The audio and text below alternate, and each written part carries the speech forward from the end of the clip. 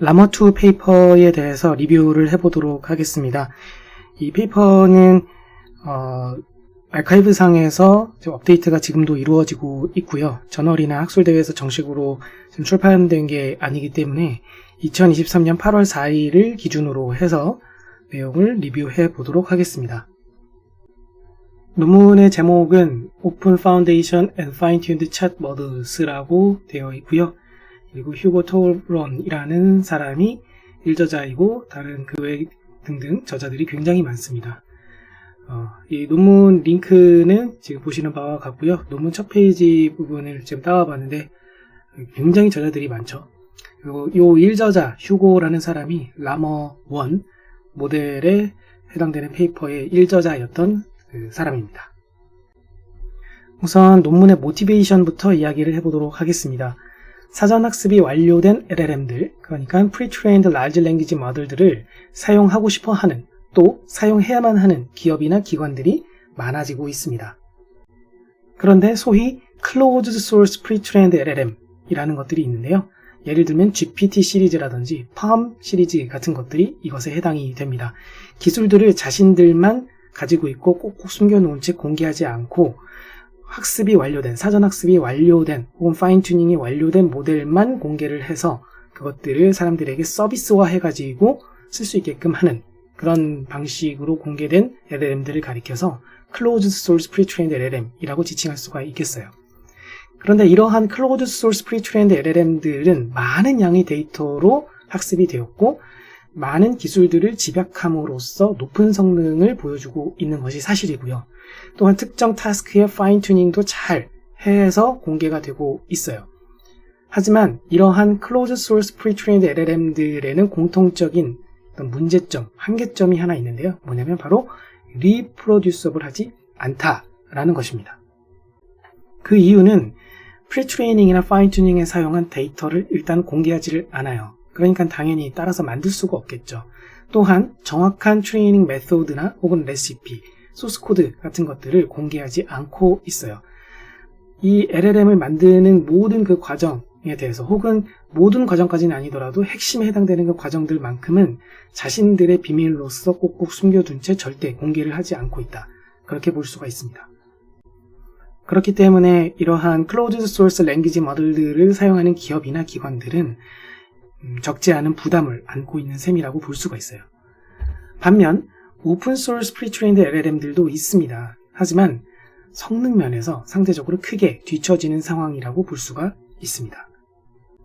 이러한 상황을 그림으로 표현을 해보았는데요. 화면 가운데 보시면 클로즈드 랭귀지 모델들만의 어떤 리그가 있고 오픈 LLM들만의 리그가 따로 있다. 클로즈드 LLM 리그의 경우에는 한눈에 봐도 체급도 무지막지하고 세 보이는 애들만 있는 거고 오픈 LLM 리그에서는 상대적으로 체급이 좀 작거나 혹은 성능이 좀 딸리는 그런 모델들이 있는 리그다. 그렇게 볼 수가 있어요. 자, 그러면 라머2 페이퍼의 차별점은 어디서 오는 것인가? 클로즈드 소스 진영에 속해 있지 않고 지금 오픈 LLM 리그에 속해져 있기는 하지만 그곳에서 일단 내가 최고를 먹겠다. 그리고 그 오픈 LLM 리그에서만 단순 최고가 된 게 아니라 클로즈드 LLM 리그의 강자들과 견주어 봤을 때에도 크게 밀리지 않는 내가 KO패는 안 당할 자신이 있어. 판정패는 당할지언정 KO패는 당하지 않을 자신이 있어. 나는 이 오픈 LLM 리그에서의 샛별이 될 거야. 라는 것이 차별점이라고 볼 수가 있겠어요. 그래서 지금 여기 말풍선 보시면은 픽미 나를 어디든 갖다 써도 됩니다. 나는 오픈 LLM 리그에 소속된 LLM이거든요. 그러니까 심지어 커머셜 퍼포스로 사업에도 마음껏 가져다 써도 됩니다. 라고 그들의 페이퍼에 명시적으로 써 놓았습니다. 자, 그럼 프로블럼, 솔루션, 컨트리뷰션을 이야기해 보겠습니다. 이 논문에서 다루는 프로블럼은 클로즈드 소스 진영과의 격차를 좁히는 오픈 소스 LLM을 제시를 하자라는 것이고요. 이거에 대한 솔루션으로 7B부터 해서 70B까지 4개의 체급별로 프리트레인드 LLM을 공개하게 됩니다. 라머2와 그리고 채팅에 특화된 채팅 목적으로 파인튜닝이 완료된 라머2 챗이라는 것을 함께 공개를 하고 있습니다. 화면 하단의 테이블을 보시면 라머1에 비해서 라머2가 어떤 차이점이 있는지 한눈에 볼 수가 있습니다. 체급 부분에서는 큰 차이가 없고요. 컨택트 랭스가 달라졌죠. 인풋 랭스가 2배가량 길어졌다는 걸 알 수가 있고, 데이터 양도 거의 2배가량 많아졌습니다. 1.4T에 비해서는 0.6T만큼 많아진 셈이고요. GQA라는 것은 Group Query Attention 이라는 테크닉이 되겠는데, 이것은 인퍼런스 스케일러비티를 향상시키기 위해서 사용한 기법이라고 볼 수가 있겠습니다. 자, 그러면 제일 중요한 거죠. 과연 이 라머2의 컨트리뷰션을 어떻게 정리할 수 있겠는가?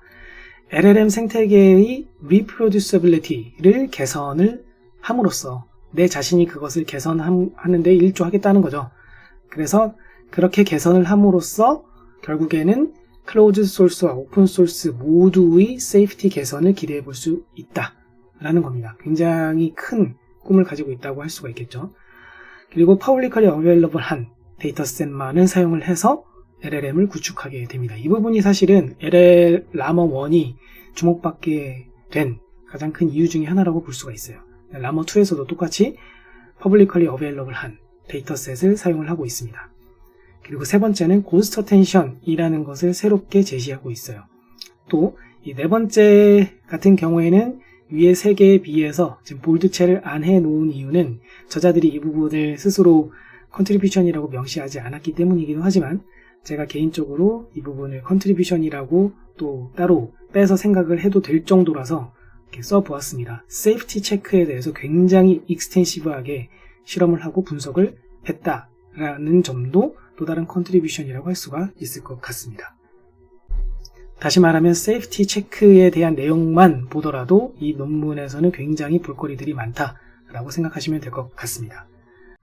화면 하단에는 지금 피규어들이 있는데요. 이것들은 이 컨트리뷰션들을 말로만 이렇게 쓰는 게 아니라 이것들을 서포트할 수 있는 대표적인 실험 결과들을 뽑아서 논문 초반부에 보여주고 있기 때문에 지금 가져와 봤고요.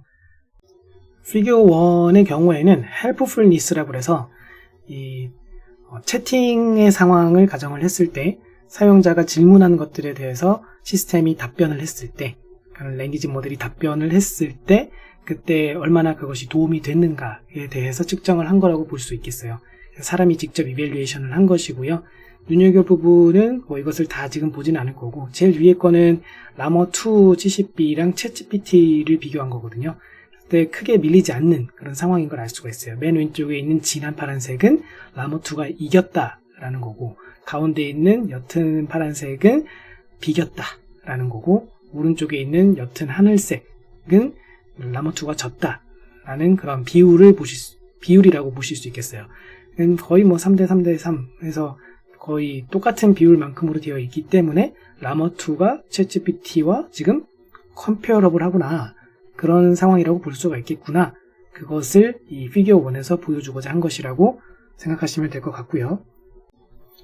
피규어 2의 경우에는 helpfulness가 가로축을 지금 나타내고 있고, 그리고 세로축에서는 safety를 나타내고 있는데, 그냥 helpfulness와 safety를 나타내는 게 아니라 win rate라고 되어 있습니다.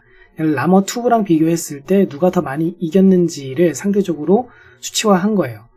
safety 같은 경우에는 이 채팅 상황을 가정을 했을 때 사용자의 질문에 대해서 얼마나 안전하게 답변을 했는가요. 일부러 악의적인 목적으로 이상한 질문을 할 수도 있는데, 그때 이상한 답변을 또 내놓으면 안 되지 않습니까?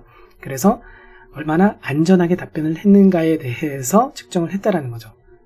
그래서 그 라머2에 비교를 했을 때 누가 더 많이 이겼냐로 지금 보여주고 있는 건데, 지금 50%를 기준으로 해서 점선이 그려져 있습니다. 그러니까는 이 초록색 네모박스 안쪽 영역이 의미하는 건 라머2가 상대적으로 더 많이 이겼다라는 의미라고 보시면 돼요. 예를 들어서 좌하단의 끄트머리에 있는 요것과 같은 경우에는 파일콘 언어 모델과 라머2를 비교를 한 것인데, 그랬을 때 좌하단 끄트머리에 지금 있는 상황이기 때문에 라머2가 압도적으로 이겼다라고 생각을 할 수가 있겠고, 그리고 이 점선에 가장 근접해 있는 것을 보면은 챗GPT가 있습니다. 챗GPT와 라머2를 비교를 했을 때는 헬프풀니스로 봤을 때는 굉장히 컴페어러블하다. 비등비등한 그런 상황이라고 볼 수가 있어요. 좀만 더 갔으면은 아슬아슬하게 점선을 넘어갈 뻔했죠. 여기를 넘어갔으면 챗GPT가 더 우수했다라는 게 되는 거예요. 그런데 세이프티 관점에서 봤을 때에는 꽤나 챗GPT도 이 점선으로부터 꽤 멀리 떨어져 있는 것을 알 수가 있습니다. 이러한 부분을 또 보여주고 싶어서 피규어 2를 넣었다라고 보시면 되겠고요. 그리고 피규어 3과 같은 경우에는 라머2 시리즈가 지금 진한 파란색으로 되어 있고 다른 이제 비교 대상은 하늘색으로 되어 있는데 세로축이 violation이라고 되어 있습니다. 그러니까 낮은 그 값을 가질수록 더 안전한 답변을 줬다라고 볼 수가 있어요. 그렇기 때문에 지금 라머2 시리즈가 훨씬 좋은 결과를 내고 있다는 걸 알 수가 있는데 여기서 팔콘과 같은 경우에는 얼추 비슷한 특히 이제 라머2 34B와 비교했을 때는 얼추 비슷하고 70B와 비교했을 때도 물론 이제 70B가 더 좋기는 하지만 다른 것들에 비해서는 큰 차이가 안 나는 걸 볼 수가 있어요. 심지어 챗GPT나 팔콘 두 개를 비교해보면 거의 차이도 안 나죠.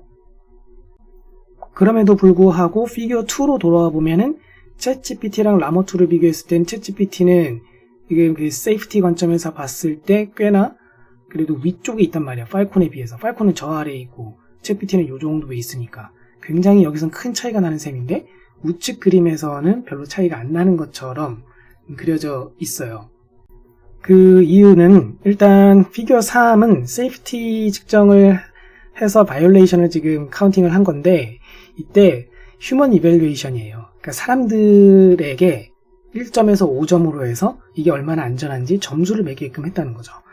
그랬을 때 1점과 2점은 점수가 매우 낮으니까 2점까지는 바이올레이션으로 카운팅을 한 겁니다.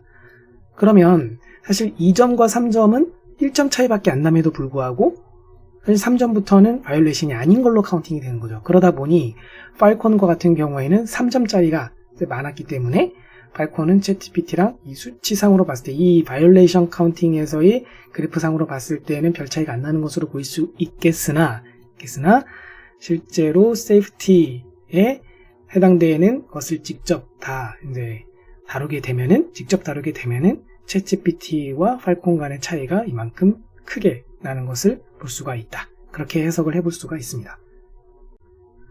논문 처음부터 피규어가 3개나 나와서 말이 좀 길어졌는데요. 결국에는 이 피규어들을 통해서 어떤 것을 서포트하고 싶은 것이냐, 어떤 주장을 서포트하고 싶은 것이냐, 내가 LLM 생태계에서 캐리하겠다. 내가 지금 이 세이프티나 헬프풀니스 관점에서 봤을 때 그 클로즈드 LLM 리그의 애들이랑 비교해도 크게 내가 뒤처지지 않거든. 적어도 내가 뭐 10라운드까지 갈 수 있는 자신이 있거든. KO패는 안 당할 거야. 이런 자신이 있어 라는 거를 보여주고 있는 거예요. 그래서 내가 클로즈드 LLM 리그이던 오픈 LLM 리그이던 간에 다 내가 아울러서 LLM 생태계를 주도해 주겠다. 리프로듀서빌리티를 개선해 줌으로써 결과적으로는 모두에게 다 윈이 될 수 있는 그런 결과를 만들어 내겠다라는 그런 포부를 보여주고 있다. 그렇게 보실 수 있겠어요. 자, 그럼 라머2 그리고 라머2 챗에 대해서 본격적으로 이야기해 보겠습니다. 라머2가 라머와 가지는 차이점들이 있어요. 일단 데이터 관점에서 봤을 땐 라머1에 비해서 40%나 증가된 프리트레이닝 데이터를 가지고 프리트레이닝을 하게 됩니다. 그리고 모델 관점에서 본다면 2배가량의 인풋 랭스를 가지고 있어요. 컨텍스트 랭스가 더 길어졌죠. 그리고 그룹드 쿼리 어텐션이라는 기술을 사용을 하게 됩니다. 이 그룹드 쿼리 어텐션은 라머2 페이퍼에서 새롭게 제시한 기술이 아닙니다. 그러니까 이것을 사용한다는 게 어떤 컨트리뷰션은 아니에요. 그래서 앞장으로 돌아가 보면 컨트리뷰션에 그룹드 쿼리 어텐션 이야기가 없죠. 고스트 어텐션이라는 것은 이 라머2에서 제시를 새롭게 한 것이기 때문에 컨트리뷰션이라고 볼 수 있을 것 같습니다. 자, 어쨌든 그룹드 쿼리 어텐션이 과연 무엇인가, 그것을 왜 사용을 했어야만 했는가, 그 이유부터 먼저 살펴보자면 첫 번째로는 인퍼런스 스케일러빌리티입니다. 인퍼런스 할 때 보다 스케일러블하게 만들어주고 싶다라는 거죠. 그리고 두 번째는 상대적으로 이 MQA라는 또 다른 비슷한 기술이 있는데요. 그 기술에 비해서 더 높은 성능을 보여주는 것을 자신들이 관측했기 때문이라고 설명하고 있습니다. 그러니까 인퍼런스 스케일러비티를 위해서 적용할 수 있는 기술이 GQA만 있는 게 아니라 비슷한 기술로 MQA라는 게 먼저 등장을 했던 적이 있습니다. 그런데 왜 MQA를 사용을 안 하고 GQA를 선택을 했는지에 대해서 나름 저스티피케이션을 하고 있는 거예요. 상대적으로 더 높은 성능을 보였기 때문에 우린 MQA보다는 GQA를 선택했다 라고 이야기를 하고 있는 거죠. 논문에서는 단순히 성능이 더 높은 것 뿐만이 아니라 GQA가 MQA에 비해서 가지는 다른 장점들에 대해서도 설명을 해주고 있습니다. 자세한 내용은 논문을 참고해 주시면 될 것 같고요. 어쨌든 이 네모박스 안에 있는 여기 그림이 하나 있죠. 여기 보시면은 원래 일반적인 트랜스포머 구조에서의 멀티헤드와 같은 경우에는 밸류와 키와 쿼리 간의 개수가 이런 식으로 1대1 대응 관계로 존재한다 라고 볼 수가 있는데요.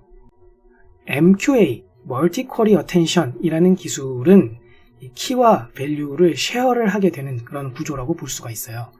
그런데 그룹드 쿼리 어텐션이라는 것은 보시다시피 쿼리들 일부 몇 개의 것들에 대해서 그룹을 만들어주고 그것을 가지고 그 해당되는 그룹마다 키와 밸류를 두게 되는 그런 구조라고 볼 수가 있겠습니다. 자, 이제 프리트레이닝 관점에서 봤을 때 라머 1과 차이점이 있는가? 사실 별다른 차이 없습니다. 좀 더 신중하게 데이터를 클리닝 했구나. 그렇게 보실 수 있을 것 같고요. 자, 라머2 페이퍼에서는 라머2 LLM만 소개를 한 게 아니라 파인 튜닝까지 마친, 그러니까 채팅 목적으로 파인 튜닝까지 마친 상태인 라머2 챗이라는 것도 소개를 해주고 있거든요. 그러므로 라머2 챗과 같은 경우에는 파인 튜닝이 되었다는 면에서 그 자체로 이미 라머1과는 차이점이 있는 겁니다. 라머1에서는 어떤 특정 타스크에 파인 튜닝 해가지고 공개를 하지 않았어요. 채팅 목적으로 예를 들어 파인 튜닝 한 것을 공개한 적이 없었다는 거죠. 라머1에 대해서는.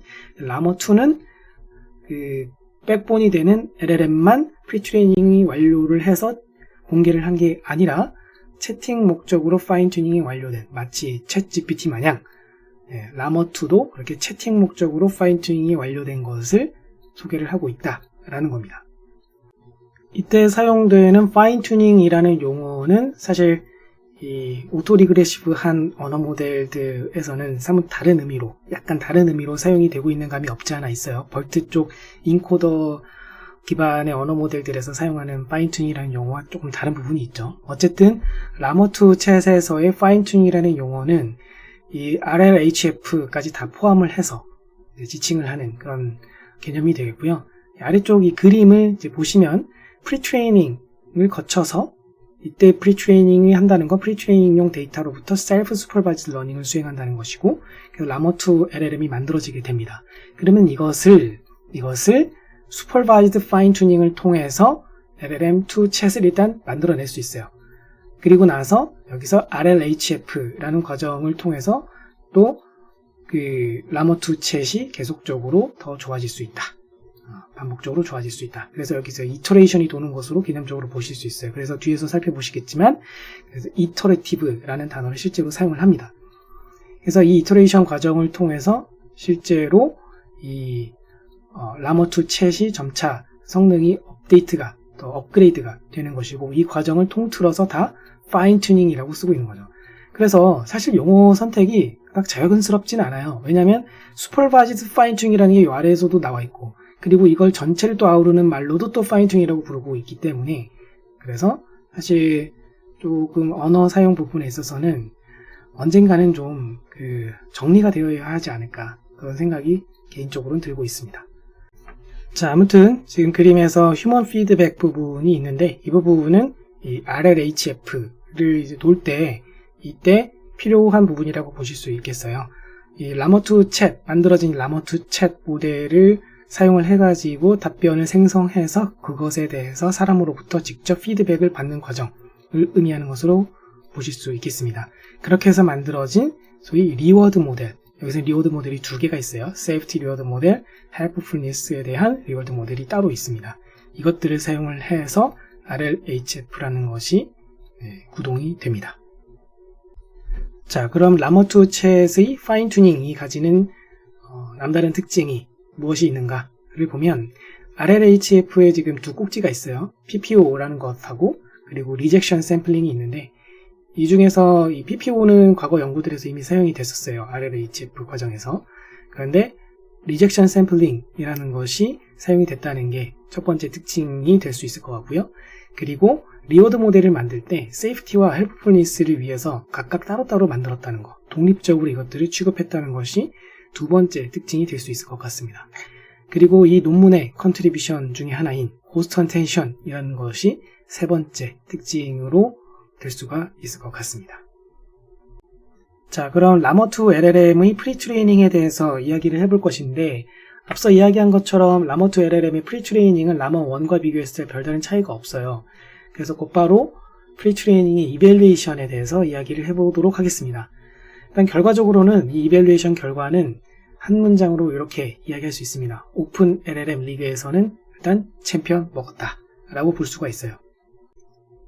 테이블 3이라고 되어 있는 화면 하단의 표를 보시면 모델이라는 칼럼에 라머1과 라머2도 있고 팔콘, MPT 등이 있습니다. 그리고 사이즈도 명시가 되어 있고요.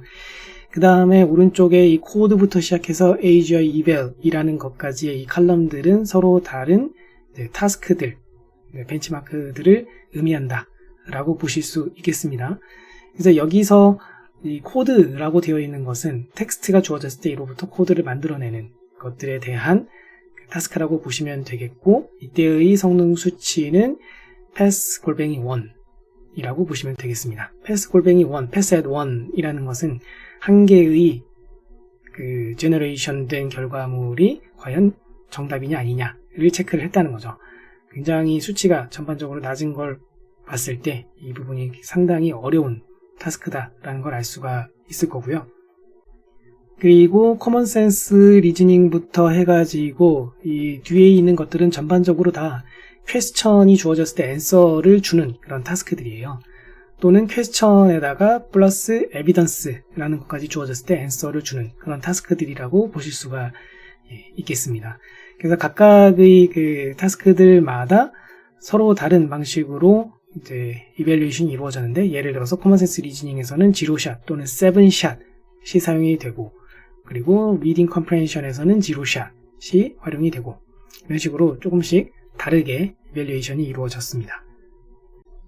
이 중에서 가장 오른쪽 칼럼에 있는 AGI eval이라는 곳이 굉장히 많은 데이터가 이 안에 있거든요. 근데 그 중에서 영어에 해당되는 데이터만을 사용을 해서 성능을 측정했다는 부분이 특이사항이 될 것 같습니다. 이와 관련해서 한마디 하고 넘어가자면 라머2가 분명히 굉장히 좋은 LLM인 건 사실이지만 언어 측면에서 봤을 때에는 영어에 특화된 언어 모델이기 때문에 사실 그런 부분에서는 아쉬운 부분이 있다 라고 생각이 됩니다. 자, 아무튼 라머2가 이 표에서 봤을 때 가장 밑에 있는 70B를 보면 전부 다 볼드체로 되어 있죠.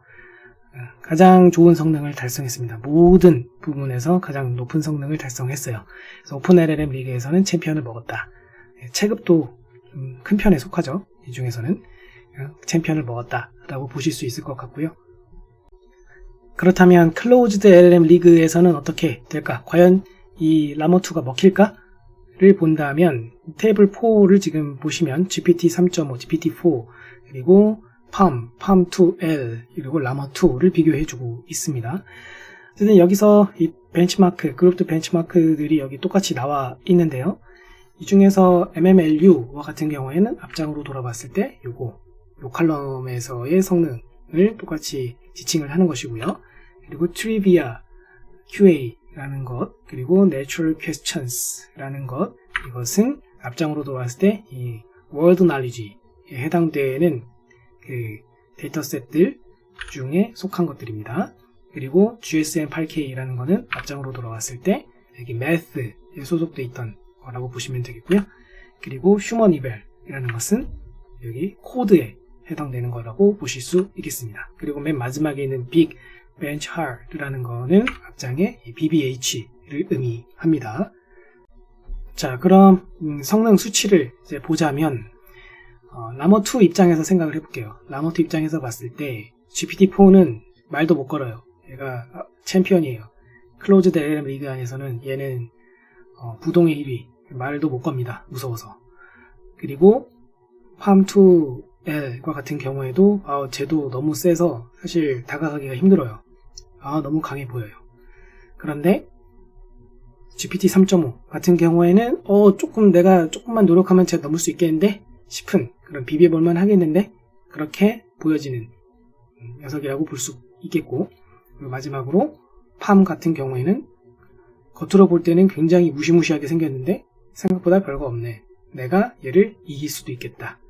아니 심지어 특정 타스크들에서는 실제로 이겼다. 라고 이야기할 수 있을 것 같습니다. 그래서 결과적으로는 이래요. 클로즈드 LLM 리그에서도 내가 나름대로는 순위권 안에 진입을 했다. 이 안에서 꼴찌는 면했다. 체급 차이가 엄청남에도 불구하고 내가 꼴찌는 면했다. 그렇게 요약을 해볼 수 있을 것 같습니다.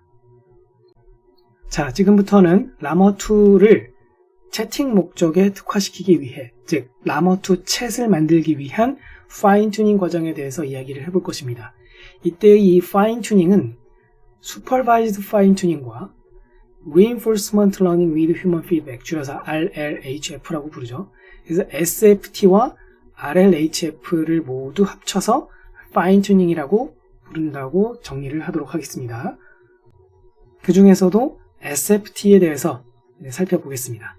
Supervised Fine Tuning의 우선 정의를 내려보자면 Supervised Learning인데 Instruction Tuning 데이터를 가지고 수행이 되는 Supervised Learning입니다. 자, 논문에서 기술이 되어 있는 내용들 중에서 테이크어웨이 부분을 정리해보자면 이렇습니다. 데이터의 양보다는 품질이 중요했다. 비교적 소규모로 보일지라도 높은 품질의 인스트럭션 튜닝 데이터가 확보가 되기만 한다면 높은 성능을 보이는 챗봇 모델을 만들 수 있다라는 겁니다. 구체적으로는 수만 개 정도의 데이터로도 굉장히 높은 성능을 보이는 챗봇 모델을 만들 수 있다라고 주장을 하고 있는 것이고요. 이러한 내용은 기존 연구 중에 리마라는 페이퍼가 있습니다. 리마 페이퍼에 대한 보다 자세한 내용은 본 채널의 다른 영상을 참조하시면 될 것 같고요. 아무튼 이 리마 페이퍼에서도 1000여 개 정도의 데이터만으로 높은 성능을 달성할 수 있음을 보였었습니다. 이런 그 과거 연구와 컨시스턴트한 주장을 하고 있다라고 볼 수가 있을 것 같고요.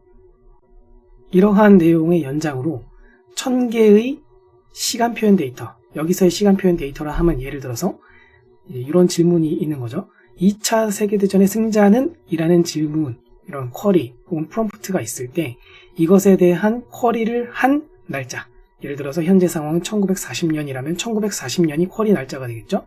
그리고 2차 세계대전이라는 것이 실제로 이 이벤트가 발생한 날짜를 이벤트 데이트라고 부르도록 하겠습니다. 그랬을 때 이러한 질문과 답변에 해당되는 것들에 대하여서 쿼리 데이터와 이벤트 데이터를 함께 합쳐서 1000개 정도의 데이터를 만들어내고 이것을 통해서 학습을 했더니 슈퍼바이즈드 파인 튜닝을 해 주었더니 시간 개념을 LLM에 반영하는 것이 가능했다라고 이야기하고 있습니다. 그래서 1940년이라고 현재 상황을 가정을 했을 때 2차 세계대전의 승자는 누구야? 라고 물어보면 아직 2차 세계대전은 일어나지 않은 상황이거든요. 실제로는 LLM에게 이미 학습된 데이터 중에서 2차 세계대전의 승자가 누군지, 언제 일어났는지 다 갖고 있어요. 그런데 현재 상황이 1940년이라고 가정을 했을 때에는 이렇게 이야기를 할 수 있도록 만들 수 있다라는 얘기가 되겠습니다.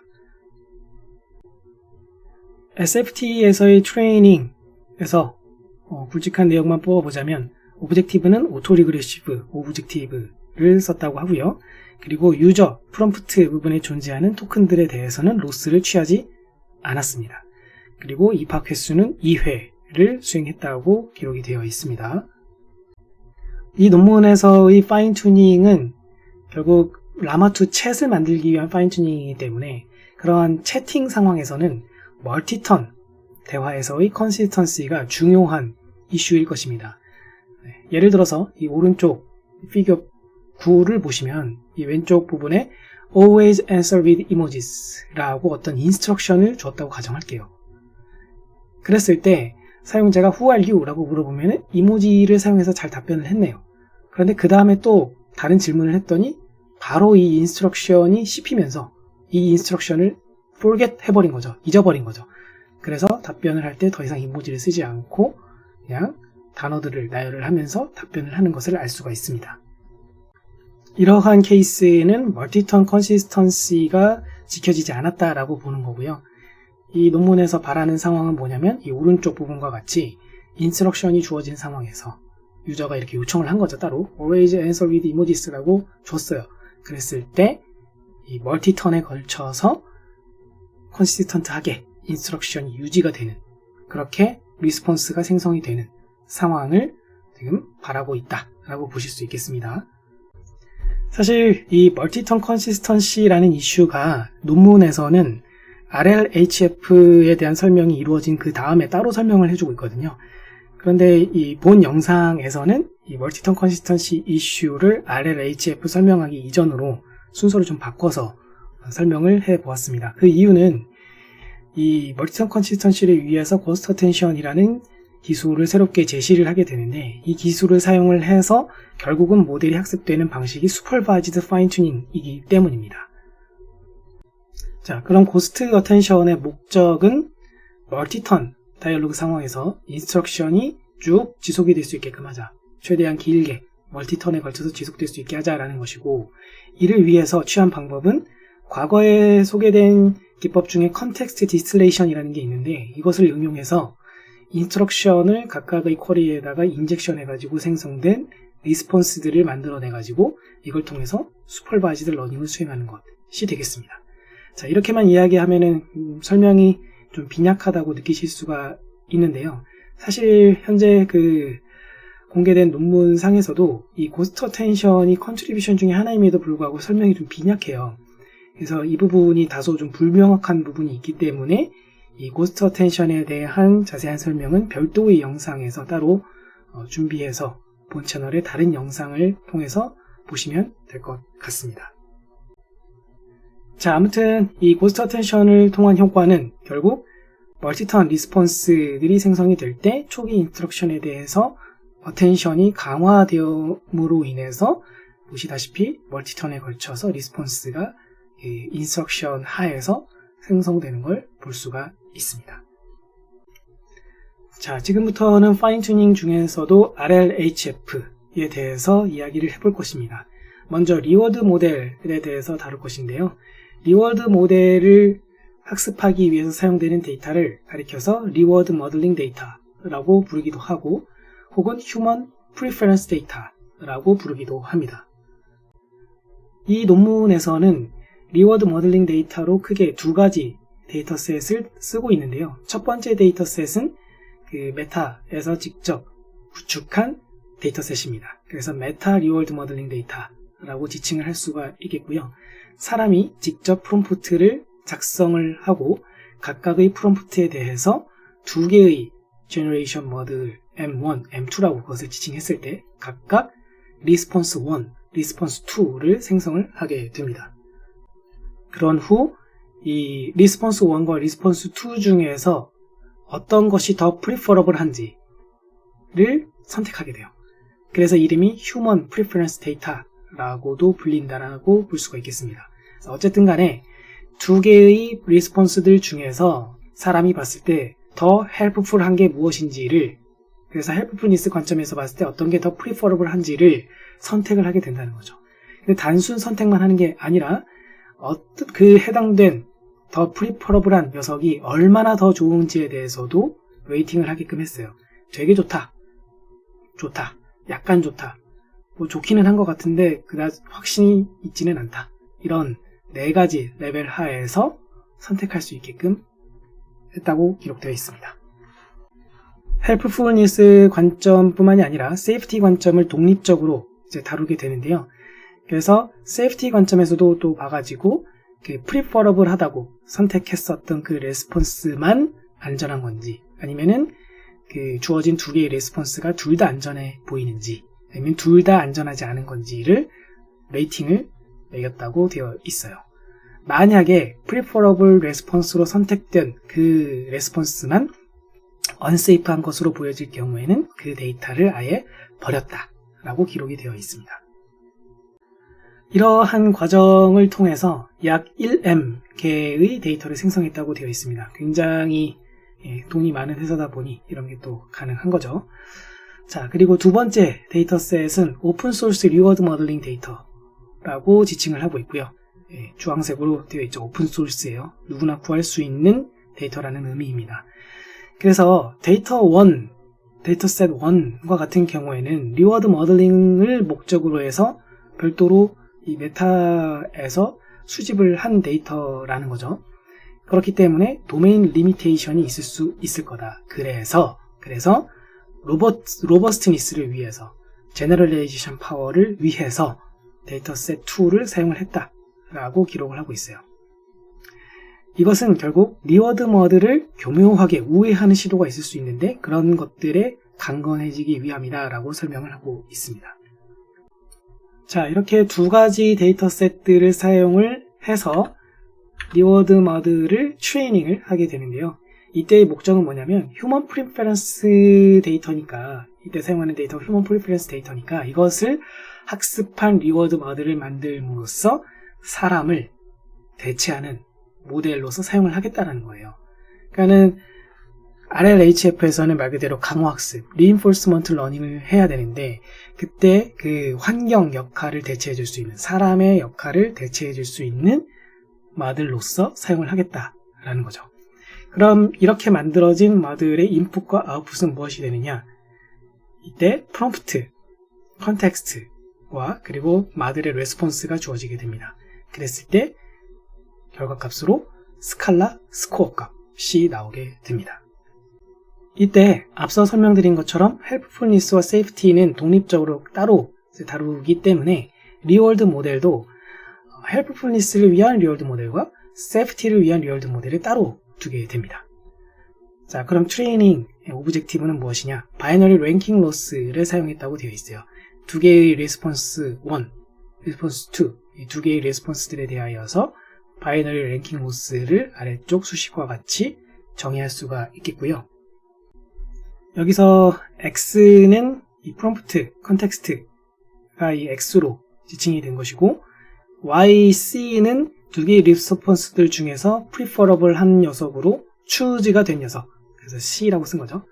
choose를 당한 그 레스폰스를 YC라고 표기하고 있고, YR은 한 녀석이 choose를 당했으면 다른 녀석을 reject 당했다고 볼 수 있죠. rejection 당했다고 볼 수 있죠. 그래서 reject 당했다 해서 R로 표기하고 있습니다.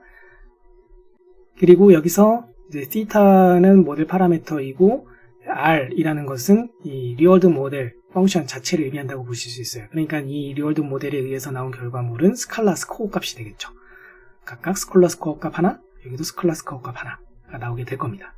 그리고 이 M이라고 되어 있는 건 Preference Rating Margin이라고 보실 수가 있겠고요. 앞서 설명드린 것처럼 단순히 리스폰스 두 개 중에서 하나를 단순 선택하는 게 아니라 그 점수를 일단 어느 정도 매긴다고 그랬잖아요. 레이팅을 매긴다고 그랬잖아요. 그래서 이 레이팅 차이를 반영하기 위한 텀이라고 보실 수 있어요. 그래서 레이팅 차이가 클수록 마진 값이 이제 커지게끔 됩니다.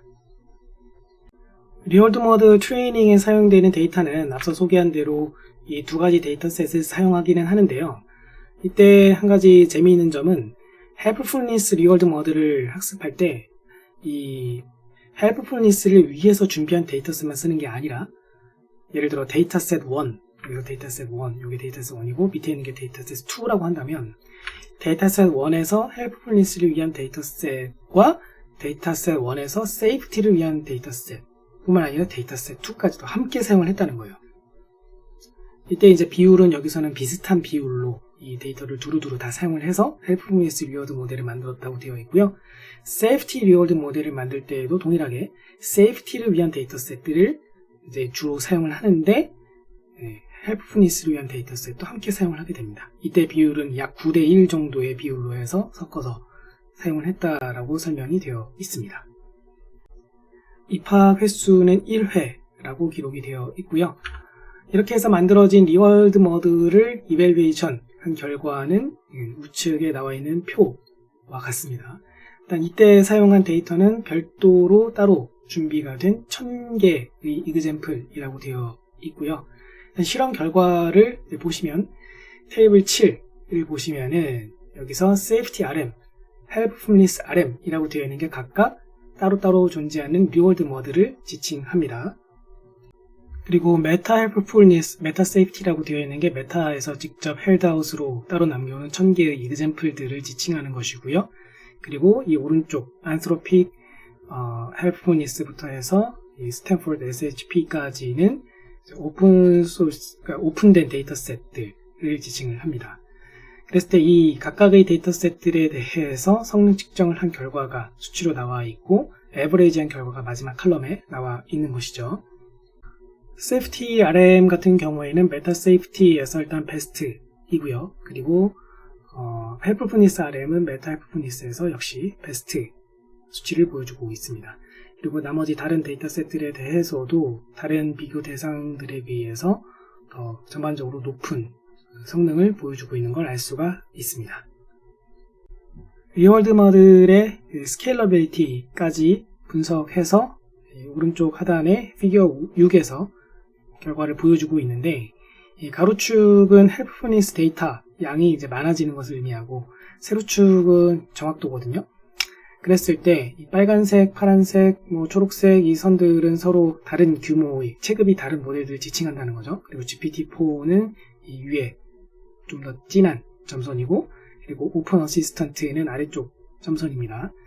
그랬을 때 데이터 양이 많아짐에 따라서, 그리고 또 모델 크기가 커짐에 따라서, 빨간색이 지금 70B짜리거든요.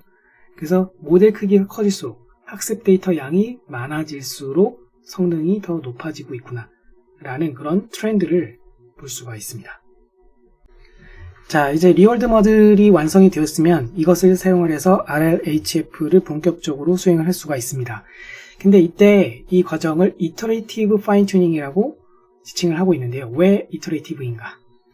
앞에 그 그림으로 다시 돌아가 보면 여기서 이 휴먼 피드백 데이터를 사용을 해가지고 리워드 모델을 만들었을 때 이것을 사용을 해가지고 RLHF에서 이 과정을 반복한다고 그림상으로 표현을 하고 있습니다.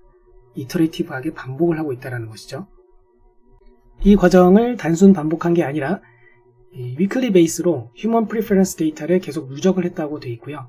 그래서 그렇게 누적된 데이터를 사용해서 이터레이션이 돌 때마다 첫 번째 만들어진 거를 RLHF V1, 두 번째 만들어진 거는 RLHF V2 이런 식으로 이제 표기를 하고 있습니다. 이렇게 해서 RLHF V5까지 만들었다 라고 보실 수 있겠고요. 그럼 이게 왜 파인 튜닝인가? 결국에는 언어 모델 파라미터가 업데이트 되기는 하기 때문에 그래서 파인 튜닝이라고 부를 수 있다고 생각할 수가 있겠습니다. 이 과정에서 프롬프트와 모델 레스폰스가 주어졌을 때 이에 대해 리월드 모델이 생성한 스코어를 사용을 함으로써 언어 모델 파라미터가 업데이트가 되는 셈이죠. 이때 사용하는 알고리즘은 크게 두 가지가 있습니다. PPO라는 거, 그리고 Rejection Sampling이 바로 그것입니다. 이때 PPO의 경우에는 헬프풀니스와 세이프티를 위한 이 리월드 모델이 따로 있기 때문에 여기서 보시다시피 이제 RS가 세이프티에 대한 리월드 모델에서의 스코어를 얘기하는 것이고, H라고 되어 있는 게 헬프풀니스를 위한 리월드 모델에서의 스코어 값이 이 RH, G, P라고 되어 있는 것이거든요. 그랬을 때 이 두 가지를 함께 컴바인해서 RC라는 값을 정의하고 있는 걸 알 수 있어요. 그러니까 결국은 두 가지를 독립적으로 따로 다루기는 하지만 이것을 함께 컴비네이션 하는 것으로 만드는데 이 과정에서 세이프티의 우선순위를 두었다. 보시면은 세이프티에 해당되는 점수를 먼저 체크해서 그것을 통해서 먼저 의사결정을 하고 있는 걸 알 수 있죠. 즉 세이프티에 대한 리월드 모델의 스코어를 우선순위를 두어서 먼저 채택을 하고 이 조건이 맞지 않을 경우에만 헬프풀니스에 대한 리월드 스코어를 채택을 한다라고 보실 수 있어요. 이렇게 결정된 RC 값을 이제 화이트닝 함으로써 일종의 스탠다드이제이션 하는 거라고 보실 수 있겠는데요. 그렇게 해서 RC 틸다를 만들어내고 이것을 이제 KL 다이버전스 텀과 함께 사용을 해가지고 파이널 리워드 함수를 정의하고 있습니다. 앞서 설명드린 것처럼 PPO는 기존 연구들에서 RLHF를 위해서 이미 적용을 했었던 그 알고리즘인 반면 리젝션 샘플링은 이 라머2가 RLHF에서 사용하는 어떤 특징이라고 볼 수 있는 알고리즘이라고 생각이 되고요.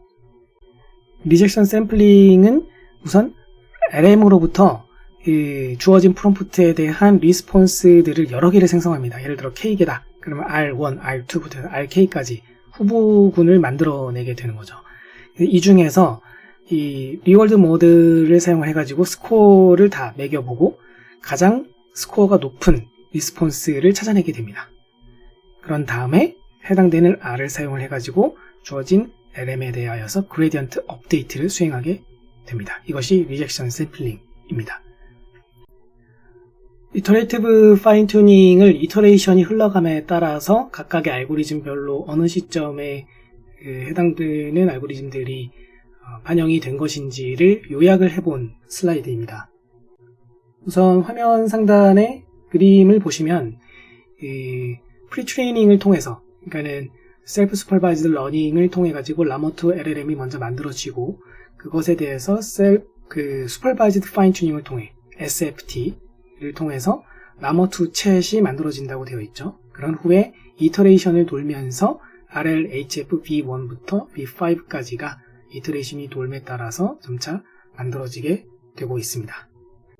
여기서 SFT의 경우에는 노란색 화살표로 표기를 했고 RLHF에 해당되는 알고리즘들은 파란색 화살표로 표기를 한 이유는 이 두 가지가 서로 의미하는 바가 다르기 때문인데요. 슈퍼바이즈드 파인 튜닝을 통해서 라머2 챗이 한번 만들어지고 나면 그것에 대해서 이 휴먼 프리퍼런스 데이터가 계속 누적됨에 따라서 이터레이션이 돌면서 V1부터 V5가 만들어지는 거기 때문에 실제로는 이 V1부터 V5까지의 이 시간이 경과함에 따라서 RLHF에 해당되는 알고리즘들이 도입되는 그 시기가 사실 더 직접적인 연관이 있거든요. 반면 SFT의 경우에는 좀 의미가 다르죠. 왜냐면 이 SFT에 의해서 만들어진 라머2 챗이 한번 딱 만들어지고 나면 그 이후에 모든 이터레이션 결과에 그 영향을 미치기 때문에 그런 의미로 지금 이 노란색 화살표를 쭉 다 처음부터 끝까지 표기를 해 놓은 것입니다. 잘 정제된 데이터로 슈퍼바이즈드 러닝을 한번 해놓고 나면 쭉 그것이 계속 영향을 미치고 계속 사용이 되고 있는 것이죠. 그런데 그 중에서도 고스트 어텐션의 경우에는 V4부터 시작해가지고 V5까지만 반영이 되었다라고 되어 있습니다. 고스트 어텐션이 앞서 설명드린 것처럼 이 데이터에 대해서 살짝 조작을 하는 그런 방식이라고 말씀드렸어요. 컨텍스트 디스틸레이션 기법을 했다고 설명을 드렸었는데 인스트럭션을 통해 가지고 데이터에 약간의 그 조작을 가하고 그런 후에 실제로 학습이 이루어질 때에도 로스를 약간 이제 조작을 하게 됩니다. 조작이라고 하니까 좀 어감이 좋지는 않긴 하지만 그래서 그런 기법을 통해서 멀티턴으로 쭉 인스트럭션이 유지가 될 수 있게끔 한다는 것인데 이러한 그 고스트 어텐션 기법은 V4 시점부터 반영이 되었다라고 기록이 되어 있어요. 자, 그러면 RLHF에 해당되는 알고리즘들을 이제 보도록 하자면 PPO의 경우에는 맨 마지막 스테이지에서만 맨 마지막 이터레이션만 사용이 되었다고 되어 있고요. 리젝션 샘플링의 경우에는 기본적으로는 모든 이터레이션에서 다 적용이 됐어요. 근데 이게 구체적으로 어떤 내용까지 담고 있냐면 70bit짜리 가장 체급이 큰 모델에 적용을 해서 이 기법을 가장 큰 모델에 적용을 해서 생성된 데이터를 작은 규모의 모델들에서도 사용했다. 그러니까 큰 규모의 모델에서 나온 어떻게 보면 산출물이라고 볼 수 있는 그 데이터를 작은 모델들에서 사용했기 때문에 이것을 디스틸레이션이다 라고 또 이 논문에서는 의미를 부여하고 있습니다. 또 다른 디테일한 포인트로는 바로 이전의 스테이지 혹은 바로 이전의 이터레이션에서 생성된 데이터들을 포함해서 리젝션 샘플링을 수행했다라고 되어 있는데요. 예를 들어서 RLHF B2를 만들 때는 RLHF B1을 만들 때 사용을 했었던, 즉 이때 그 리젝션 샘플링 과정에서 생성된 데이터들까지 다 포함해가지고 리젝션 샘플링을 했다. 또 V3를 만들 때에는 V2를 만들 당시에 생성됐었던 데이터들까지 다 포함해가지고 리젝션 샘플링을 했다. 그런 의미입니다. 이러한 과정을 통해서 풀게팅을 완화하는 효과를 거두었다 라고 이야기를 하고 있습니다. 자, 이제 RLHF에 대한 이밸류에이션입니다. 이밸류에이션은 머들 베이스드로 수행을 하는 게 있고 휴먼 이밸류에이션이 있는데요. 이 머들 베이스드는 어떤 목적으로 이밸류에이션을 한 거냐면 이터레이티브 파인 튜닝의 결과물들이 있잖아요. RLHF B1부터 B5까지 각각에 해당되는 또 여러 가지 에이블레이션 모델들이 존재한단 말이죠. 이것들에 대해서 다 휴먼 이밸류에이션을 수행하기에는 비용이 비싸고 시간도 오래 걸리지 않습니까? 그래서 리월드 모델을 사용을 해가지고 그 리월드 모델이 만들어낸 스코어 값의 상승이 있는지 여부를 관측함으로써 제일 좋아 보이는, 즉 그러니까 휴먼 이밸류에이션을 해도 괜찮을 것 같이 일단 좋아 보이는 모델을 찾았다. 그러니까 휴먼 이밸류에이션을 했을 때 제일 좋을 것 같은 후보를 찾는 목적으로 모델 베이스드 이밸류에이션을 했다라는 얘기입니다. 우선 먼저 모델 베이스드 이밸류에이션에 대해서 볼 건데요. 이 모델 베이스드 이밸류에이션을 하기에 앞서서 사실 이제 질문을 할 수 있습니다. 이런 질문을.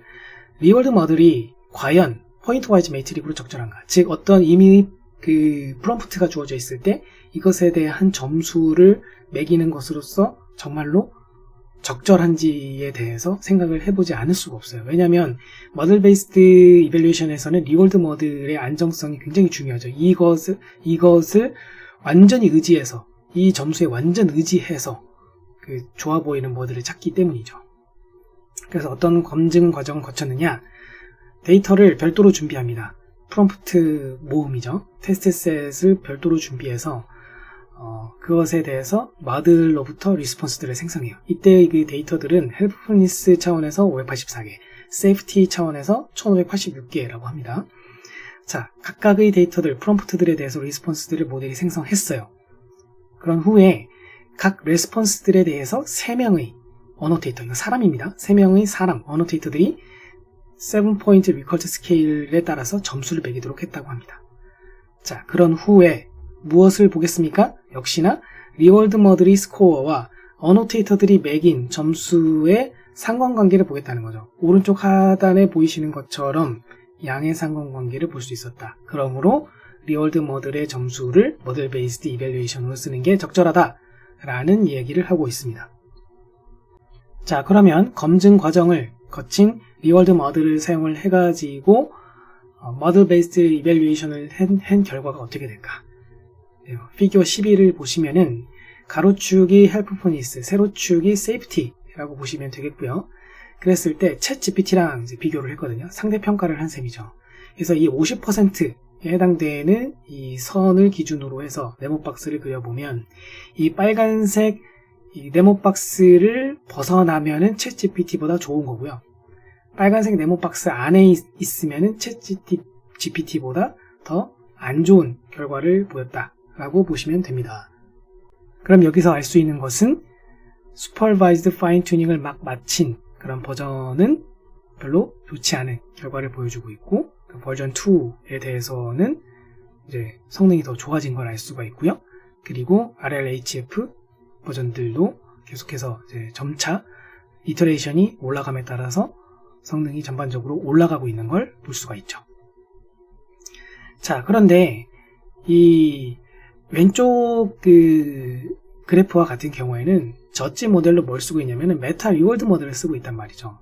그러다 보니 이 메타 리월드 모델이니까, 즉 RLHF에 사용되고 있는 리월드 모델이다 보니까 아무래도 RLHF에 프렌들리하게 점수를 준 거 아니냐, 그나물의 그 밥 아니냐, 뭐 이렇게 생각을 할 수도 있지 않겠습니까? 그래서 저지를 바꿔서 GPT-4를 사용을 해가지고 또 평가를 해본 것이죠.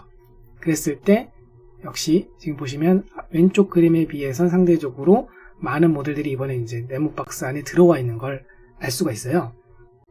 하지만 이터레이션이 5번 된 이 RLHF V5들의 경우에는 PPO를 사용을 했건 안 했건 간에 모두 챗GPT에 비해선 더 좋은 결과를 보여주고 있는 걸 알 수가 있습니다.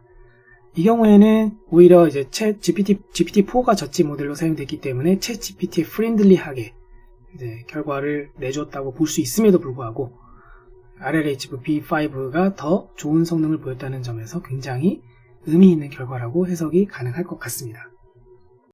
자, 그 다음엔 휴먼 이밸류에이션이죠. 이때 사용된 방법은 약 4,000개의 별도로 구성된 데이터예요. 다이얼로그 데이터가 되겠고요. 싱글턴, 멀티턴이 존재합니다. 모델로부터 다이얼로그 리스폰스를 생성하도록 하고 이 다이얼로그 리스폰스를 생성된 것 중에서 가장 마지막에 생성된 파이널 리스폰스들에 대해서만, 그러니까 멀티턴인 경우에는 중간 인터미디어 턴마다 이제 모델이 생성의 리스폰스가 있을 거잖아요. 근데 그 인터미디어 턴에 해당되는 리스폰스들은 무시하고 가장 마지막 턴에서 생성된 파이널 리스폰스에 대해서만 3명의 어노테이터들이 레이팅을 했다라고 기록이 되어 있어요. 그리고 그 결과는 챗GPT와 비슷한 수준이라고 볼 수가 있겠습니다. 이 피겨 12를 보시면 win rate, 이게 상대평가예요. 그 파란색 진한 네모는 라머2가 이겼다는 거고, 그리고 가운데 있는 거는 타이, 가장 옅은 색은 라머2가 졌다라는 거죠. 그랬을 때 라머2랑 비교한 지금 상대평가인데, 이 중에서 챗GPT, 제일 오른쪽에 있는 챗GPT랑 비교했을 때 전반적으로 비슷한 그런 그 윈, 타이, 로스 레이트를 보이고 있는 걸 알 수가 있습니다. 자, 지금부터는 세이프티 관점에서 새롭게 이야기를 다시 시작을 할 것인데요. 앞서 설명드린 것처럼 라머2 페이퍼에서는 세이프티 관점에서 굉장히 익스텐시브한 아날리시스를 수행하고 또 엔지니어링을 했어요. 저는 그 점을 또 다른 컨트리뷰션으로 개인적으로 인정하고 싶다고 설명을 드렸었습니다. 자, 아무튼 세이프티 관점에서의 프리트레이닝에 대해서 이야기해 보겠습니다. 데이터 분석 및 필터링을 수행을 했다라고 되어 있는데요. 이 과정에서 문제없는 데이터가 없는지 열심히 일일이 살펴보고 삭제했다고 되어 있어요. 이 과정을 왜 했어야만 했는가? 첫 번째 기대 효과는 다운스트림 태스크들에 이것들을 적용을 했을 때, 그러니까 프리트레이닝이 완료된 LLM을 다운스트림 태스크에 적용을 했을 때 세이프티 관련된 문제가 발생을 하기도 할 거예요. 그랬을 때 해당되는 그 문제의 원인 파악에 도움이 될 수 있다는 거죠. 그리고 두 번째 기대 효과는 세이프티 프로블럼은 결국 롱테일 프로블럼이거든요. 그러니까 굉장히 적은 빈도수로 발생이 될 수 있는 문제들이 굉장히 많고, 그런 문제들을 하나하나 다 이제 찾아내서 해결을 해야 되는 그런 아주 힘든 문제라는 얘기죠. 그래서 데이터에 존재하는 사소한 요소라도 놓치지 않도록 함으로써 잠재적인 세이프티 문제 발생을 원천 차단할 수 있다라고 기대할 수 있을 겁니다. 수행한 데이터 분석은 어떤 종류들이 있는가? 데모그래픽 차원에서의 분석도 했고, 톡시시티에 대해서도 분석했고, 랭귀지 차원에서도 분석을 했고요. 이에 대한 내용은 논문을 참고해 주시면 좋을 것 같습니다. 자, 그리고 프리트레이닝이 완료된 모델에 대해서 이밸류에이션을 했다라고 되어 있는데요. 이때 사용한 벤치마크들은 트루스풀 QA와 톡시젠, 그리고 바이어스가 있는데, 이 중에서 트루스풀 QA와 톡시젠에 대해서 논문에서 강조를 하고 있는 만큼 이 표에 대해서만 다뤄보도록 하겠습니다. 바이어스에 대한 내용은 논문을 참고해 주시면 될 것 같고요. 트루스풀 QA와 같은 경우에는 얼마나 그 레스폰스가 트루스풀 하냐, 또는 동시에 인포머티브 하냐, 이거는 사실 두 마리 토끼 같은 거예요. 트루스풀 하면서도 인포머티브 하려면 사실은 그게 쉬운 게 아니거든요. 인포머티브 한데 사실 트루스가 아닐 수가 있는 거고, 또 트루스를 하려고 들다 보면 굉장히 랭귀지 모델의 답변이 방어적이 될 수 있어요. 그러다 보면 인포머티브 하지 않을 수 있거든요. 그래서 두 마리 토끼와 같다고 한 건데, 두 마리 토끼를 얼마나 다 잡았느냐를 표기하고 있습니다. 즉 두 가지를 모두 만족한 비율을 표기하고 있다라고 보시면 되겠고, 그러므로 높을수록 좋은 거기 때문에 위로 화살표가 되어 있는 거고, 톡시젠의 경우에는 숫자가 낮을수록 좋거든요. 그래서 아래쪽으로 화살표가 표기가 되어 있습니다. 자, 이 표에서 주목할 부분은 라머1에 비해서 라머2가 과연 좋아졌냐예요. 7비짜리끼리 비교를 해보면, 7비짜리 비교해보면 라머2가 더 좋아졌다는 걸 알 수가 있죠. 하지만 70B와 65B짜리를 비교해보면 트루스풀 QA에서는 좋아졌지만 톡시젠에서는 안 좋아졌단 말이죠. 그래서 저자들은 어떻게 퀘스천 마크를 달고 있냐면, 혹시 데이터 크기가 톡시시티에 영향을 주었던 게 아닌가, 또 데이터에 대해서 책임을 돌리고 있습니다. 물론 데이터가 제일 중요하긴 하죠. 하지만 이러한 현상에 대해서 명쾌하게 해석을 해주고 있는 것은 아니기 때문에 이 포인트에선 특히 톡식시티에 대해서는 앞으로도 더 파고들 부분이 많이 있다라고 생각을 해볼 수가 있을 것 같고요. 자, 그 다음은 그 세이프티 관점에서 봤을 때의 파인 튜닝입니다. 세이프티를 위해서 파인 튜닝은 어떤 것들이 수행이 되냐면 슈퍼바이즈드 파인 튜닝, 그리고 RLHF, 그리고 컨텍스트 디스틸레이션이 수행되었다고 되어 있는데요. 우선 첫 번째로 세이프티 SFT를 먼저 보도록 할게요. 이것을 위해서 데이터를 adversarial한 프롬프트를 만들어내고, 그리고 safe response도 직접 어노테이터들이 만들어냈다고 합니다. 사람이 직접 다 만들어냈다는 거죠. 이때 adversarial 프롬프트라 함은 굉장히 공격적인, 그리고 그 시스템을 헷갈리게 만들 수 있는 그런 프롬프트들을 이야기하는 것인데요. 논문에서는 이러한 프롬프트들을 리스크 캐테고리라는 것과 그리고 어택 벡터라는 두 가지 관점에서 나눠볼 수 있다라고 설명하고 있어요. 특히 리스크 캐테고리 같은 경우에는 이 도둑질 테러에 해당되는 것들, 또는 처벌이나 명예훼손에 해당되는 것들, 근거 없는 조언에 해당되는 것들이 리스크 캐테고리에 다 속한다 라고 설명하고 있고, 심리적 조작을 하고 시도를 한다든지 틀린 전제를 깔고 이야기가 진행된다든지 오타, 은유, 역할 수행 혹은 넌 잉글리시에 대한 것들이 어택 벡터에 해당된다라고 이야기하고 있습니다. 결국 세이프티 SFT 과정에서 주목할 부분은 애드버서리한 프롬프트와 세이프 레스폰스들을 다 일일이 만들어내서 이 슈퍼바이즈 파인 튜닝에 사용을 했다라고 생각을 해주시면 될 것 같고요. 그리고 세이프티 RLHF의 경우에는 제일브레이크와 같은 그런 시도에 로버스트 하도록 개선하기 위해서 또 수행을 했다라고 설명하고 있습니다. 이때 사용된 데이터에서의 프롬프트는 직접 또 만들어내기도 하는 한편, 앞서 설명드린 SFT에서 만들어낸 adversarial 프롬프트들을 재사용하기도 했다라고 기술하고 있고요.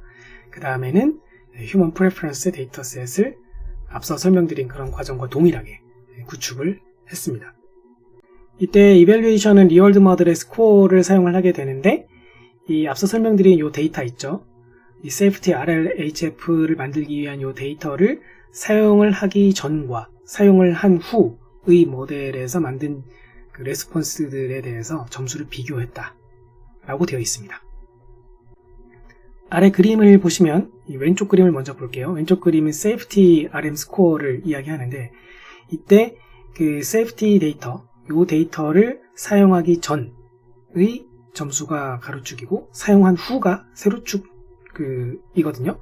그러므로 이 빨간색 점선, 대각선을 기준으로 해서 위쪽에 이렇게 이 케이스들이 많다는 것은 세이프티가 향상되었다 라는 것을 의미하는 것이죠. 그러니까 결국 이 세이프티 RLHF 데이터셋을 사용을 함으로써 결과적으로는 세이프티 관점에서 봤을 때 성능 향상이 있었다라고 볼 수가 있는 겁니다.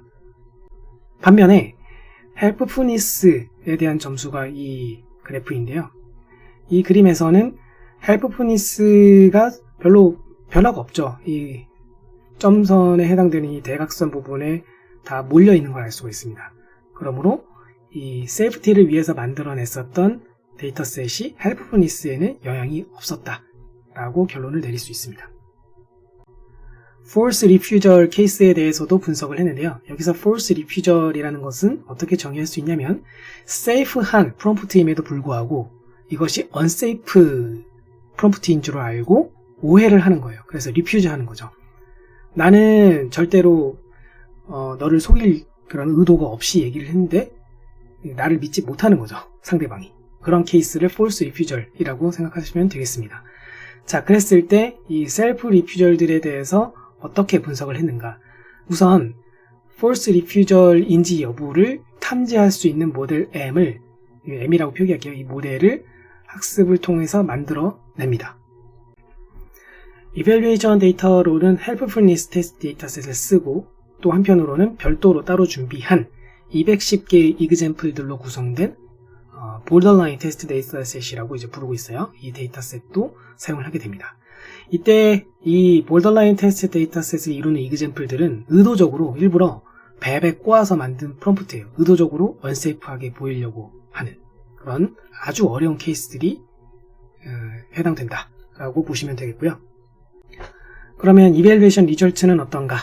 helpfulness 테스트 데이터에 대해서는 이 false refusal 내가 0.05% 정도만 발생을 했던 거에 비해서 borderline 테스트 데이터셋에 대해서는 15%에서 27% 굉장히 많은 비율이에요.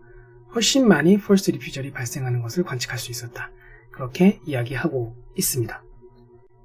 자, 이쯤에서 우리가 어디까지 왔는지 한번 정리를 해보자면 앞서서 safety를 위한 fine tuning 세 꼭지가 있었어요. safety, SFT, safety를 위한 RLHF, 그리고 safety context distillation이 있었단 말이죠. 이 중에서 첫 번째랑 두 번째 꼭지까지를 이야기를 한 것이고요. 지금부터는 safety context distillation에 대해서 이야기를 해볼 것입니다. 자, safety context distillation은 어떤 개념이냐면 어떤 내가 친구한테 물어보고 싶은 프롬프트가 있어요. 너 나한테 1,000원만 빌려줄래? 라는 프롬프트가 있습니다.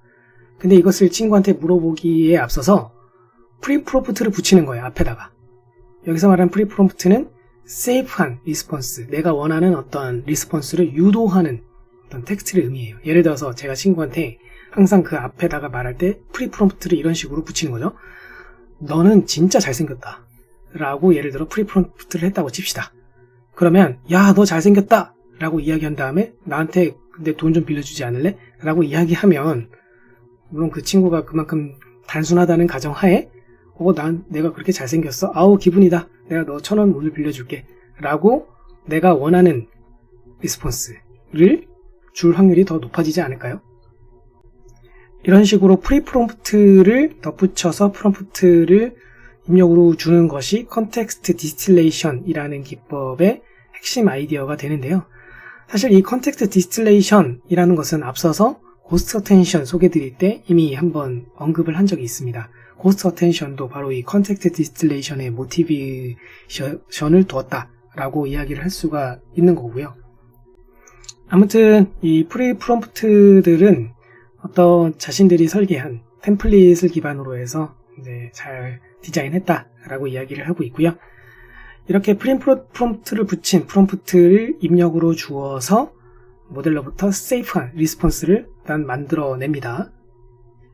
그런 후에 프리프롬프트를 싹 뺀 이제 프롬프트만 그럼 남겠죠? 그런 후에 방금 만들어낸 세이프 리스폰스와 짝꿍을 이루어 주어서 이렇게 만들어진 페어를 사용해가지고 슈퍼바이즈드 러닝을 하게 된다는 것이죠.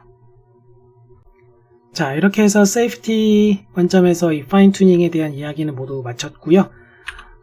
레드 티밍이라는 것을 또 언급하고 있습니다. 이것은 그 파인 튜닝하고는 이제 전혀 다른 얘기예요. 레드 티밍이 뭘 얘기하는 거냐면 개발팀과는 그러니까 언어 모델을 만드는 개발팀과는 독립적으로 조직된 가상의 공격자를 두는 것을 레드 티밍이라고 이야기합니다. 시큐리티 분야, 보안 분야에서의 용어를 가져왔다고 볼 수가 있겠고요. 논문에서는 이 레드 티밍을 위해서 총원 350명 이상의 인원을 동원했다고 되어 있고 다양한 사회 경제적 위치나 성별을 가진 사람들이라고 합니다. 예를 들면 회사 직원이라든지 계약 근로자, 외부인 등으로 구성되어 있고 전공 분야나 혹은 전문 분야는 보안, 부정선거에 대한 어떤 프로페셔널들이나 소셜미디어 정보의 오류 관련된 사람들, 법, 정책, 인권, 윤리, 소프트웨어, 기계학습, 인공지능, 응우, 창의적 글쓰기 등에 대한 분야에 대한 전문가들을 통해서 레드팀을 구성했다라고 합니다. 특히 이 레드팀에서 집중했었던 분야 중에 하나는 뭐냐면 무기 제조와 관련된 부분이에요. 무기 제조하는 법을 만약에 물어봤는데 그것을 알려주게 되면 아주 큰일이 날 수가 있기 때문이죠. 그리고 이 레드팀에서 밝혀낸 여러 가지 현상들이 있는데 그 중에 하나만 본 영상에서 하나만 딱 집어서 이야기를 드리자면 언세이프 프롬프트에 대해서 이제 프롬프트를 주면은 언세이프한 프롬프트를 주면 사실 모델이 이거는 언세이프 하니까는 이거는 안 됩니다 라고 리퓨즈를 해야지 맞는 거죠. 근데 언세이프 하다고 알람은 하면서 워닝은 하면서도 그것을 리퓨즈를 결국엔 하는 게 아니라 리스폰스는 또 그것대로 또 제공을 하는 그런 이상한 현상이 있었다고 합니다. 이것을 레드팀에서 리포트했다라는 거고요. 그래서 이런 문제점을 Safety Fine Tuning 등을 통해서 해결했다라고 기술하고 있습니다. 자, 이제 드디어 라마 챗이 만들어졌을 때 이에 대해서 세이프티 관점에서 이밸류에이션을 수행한 결과입니다. 데이터는 2000여 개 정도의 어드버서리얼 프롬프트가 되겠고요. 싱글턴 1351개, 멀티턴 623개입니다. 이 데이터에 대해서 휴먼 이밸류에이션을 통해서 이제 평가를 했고요. 3명의 레이터들에게 5포인트 리커트 스케일 기반으로 해가지고 점수를 매기게끔 합니다. 뭐에 대해서? 모델이 생성한 리스폰스에 대해서 평가를 하게끔 했고요. 이때 점수를 매길 때는 세이프티 관점과 헬프풀니스 관점 각각에 대해서 스코어를 매기게 되고, 이 중에서 세이프티 점수는 특히 1점과 2점짜리들의 경우에는 바이올레이션이라는 것으로 카운트를 하게 됩니다. 3명의 레이터의 결과에 대해서 메이저리티 보팅을 적용함으로써 바이올레이션 여부를 최종 결정했다라고 되어 있고요. 아래쪽에 있는 피규어 17에서 왼쪽 그림을 통해서 알 수 있는 건 라머2가 짙은 파란색이고 비교 대상 모델들은 지금 하늘색으로 되어 있거든요. 라머2가 전반적으로 낮은 바이올레이션을 기록했다라는 거고, 오른쪽 그림은 헬프풀니스와 그 세이프티에 대한 민 값이에요. 레이팅 민 값이에요. 그러니까 이건 높을수록 좋은 거죠. 그래서 라머2 시리즈가 비교 대상들에 비해서 더 높은 세이프티와 헬프풀니스를 보였다라는 것을 보여주고 있습니다.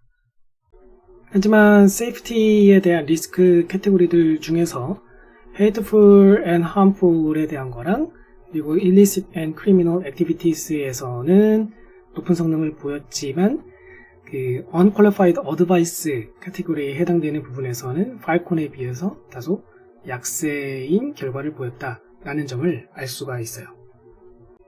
세이프티 관련된 마지막 실험 결과입니다. truthfulness와 toxicity에 대한 표를 테이블 14에서 볼 수가 있고요. 이 표가 지금 어디서 많이 봤다라고 생각하시는 분들도 있을 것 같은데, 앞서서 이 라머2 챗 말고 그냥 라머2 프리트레이닝을 이제 막 마친 라머2에 대해서도 truthful QA와 톡시젠에 대해서 성능표를 봤었거든요. 그래서 지금 보시는 것처럼 이 오른쪽에 있는 거는 앞장에서 이미 보여드렸었던 프리트레이닝이 완료된 라머2에 대한 truthful QA와 톡시젠에 대한 실험 결과를 가져와 본 것이고요. 그리고 지금 왼쪽에 보이는 테이블 14의 내용은 라머2가 아닌 라머2 챗에 대한 실험 결과가 되겠습니다. 일단 한눈에도 알 수 있는 거는 라머2에 비해서 라머2 챗이 훨씬 더 좋아졌다는 점이죠. 두말할 여지 없는 사실입니다. 그리고 챗GPT와 비교를 했을 때에도 라머2가 답변 퀄리티는 다소 낮더라도, 예를 들어서 truthful QA 관점에서 봤을 때는 조금 낮더라도 훨씬 더 세이프하다 라고 결론을 내릴 수 있을 것 같습니다. 이 논문에 대한 고찰을 이야기해 보겠습니다. 이 논문을 읽기 전부터 해서 읽은 후까지 끊임없이 드는 생각은 too much information이에요. TMI 논문입니다. 그래서 굉장히 이 논문 안에 내용은 많은데요. 정작 중요한 부분, 예를 들어 고스트 어텐션 등과 같은 정작 중요한 부분에서는 설명이 다소 빈약하게 되어 있다는 느낌을 지울 수가 없었어요.